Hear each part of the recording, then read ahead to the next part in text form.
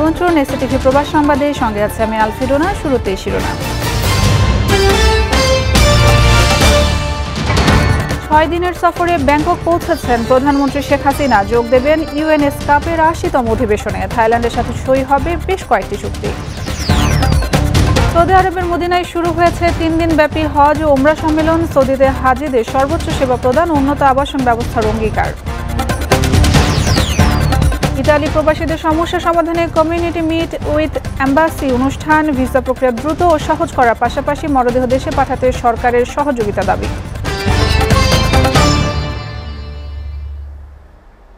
থাইল্যান্ডের প্রধানমন্ত্রী শ্রেথা থাভিসিনের আমন্ত্রণে 6 দিনের সফরে ব্যাংককে পৌঁছেছেন প্রধানমন্ত্রী শেখ হাসিনা। দুপুরে ব্যাংককের ডং মিংয়ের আন্তর্জাতিক বিমানবন্দরে পৌঁছান তিনি। বিমানবন্দরে প্রধানমন্ত্রী শেখ হাসিনাকে স্বাগত জানান থাইল্যান্ডের উপপ্রধানমন্ত্রী আনুতিন চার্নবাইরাকুল এবং দেশটির ইন্টেরিয়র মন্ত্রী পুয়াংপেত চুনলাইয়াড। ঢাকায় নিযুক্ত থাইল্যান্ডের রাষ্ট্রদূত মাকাওয়াদি সুমিত মৌর, থাইল্যান্ডে নিযুক্ত বাংলাদেশের রাষ্ট্রদূত মোহাম্মদ আব্দুল হাই এবং থাইল্যান্ডের রাষ্ট্রচার প্রধান এয়ার ভাইস মার্শাল চুমফোন ক্লোইপায়ান।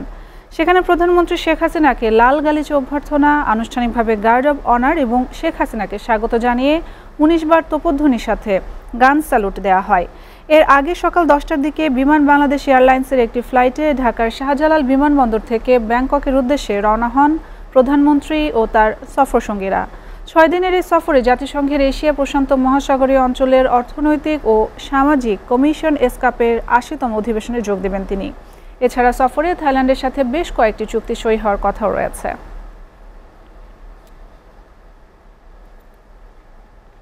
সৌদি আরবে আগত হাজিদের সর্বোচ্চ সেবা প্রদান, উন্নত আবাসন ব্যবস্থার অঙ্গীকারে পবিত্র মদিনা মনোয়ারে শুরু হয়েছে 3 দিনব্যাপী হজ ও ওমরা কনফারেন্স।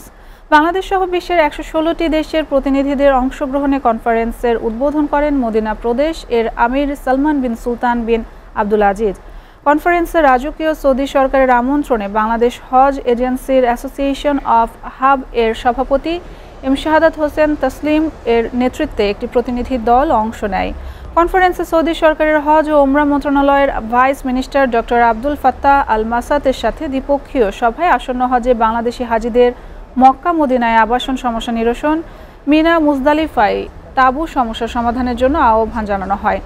এ সময় উপস্থিত ছিলেন হাবের সিনিয়র ভাইস প্রেসিডেন্ট মাওলানা ইয়াকুব সরফাতি ও মহাসচিব ফারুক আহমেদ সর্দার, বাংলাদেশ রিপোর্টার্স অ্যাসোসিয়েশনের MY আলাউদ্দিন সহ অন্যান্যরা।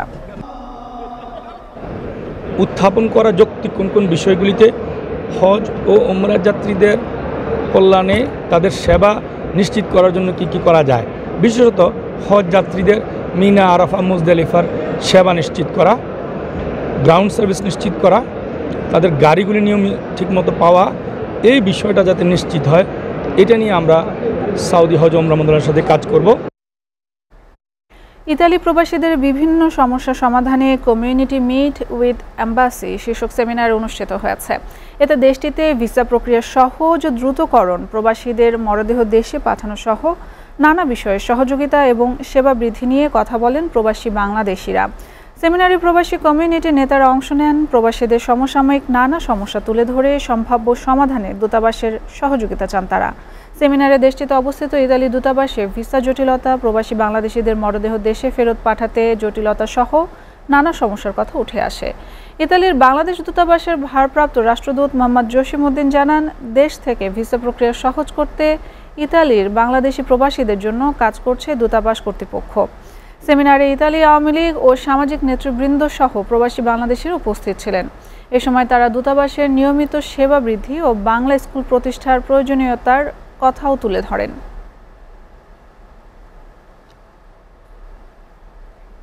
এসটিভি প্রবাস সংবাদে নিচ্ছে একটা বিরতি, সাথেই থাকুন।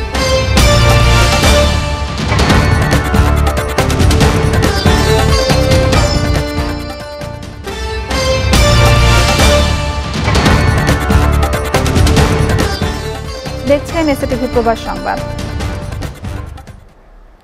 কুয়েতে বাংলাদেশের স্বাধীনতা ও জাতীয় দিবস এবং বাংলাদেশ কুয়েত সম্পর্কের 50তম বার্ষিকী উদযাপন করা হয়েছে। এ উপলক্ষে গেল মঙ্গলবার সন্ধ্যা 7:30 ক্রাউন প্লাজায় একটি সংবর্ধনা অনুষ্ঠানের আয়োজন করে বাংলাদেশ দূতাবাস।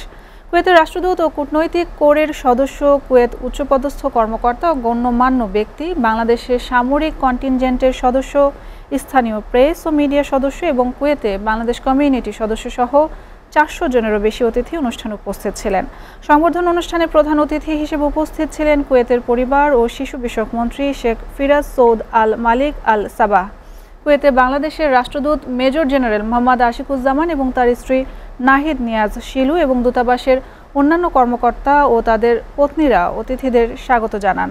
বাংলাদেশ ও কুয়েতের জাতীয় সঙ্গীত পরিবেশনের মধ্য দিয়ে শুরু হয় বর্ণাঢ্য সংবর্ধনা অনুষ্ঠান।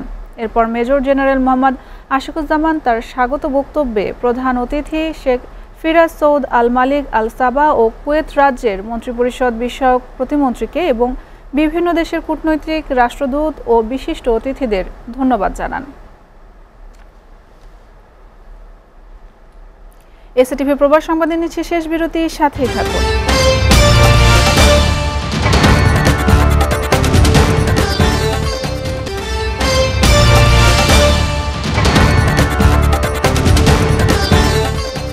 দেখছেন এসটিভি প্রবাস সংবাদ।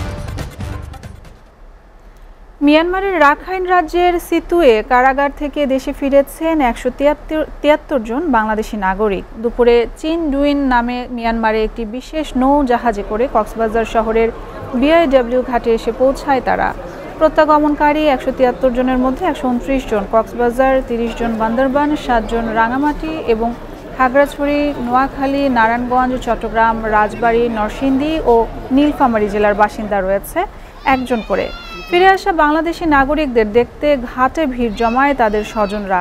এর আগে 2023 সালের 3 অক্টোবর দুদেশের সীমান্ত রক্ষাকারী বাহিনীর মধ্যে অনুষ্ঠিত পতাকা বৈঠকের মাধ্যমে মিয়ানমারে কারাভোগ শেষে 29 জন বাংলাদেশি নাগরিককে দেশে ফেরত পাঠানো হয়েছিল।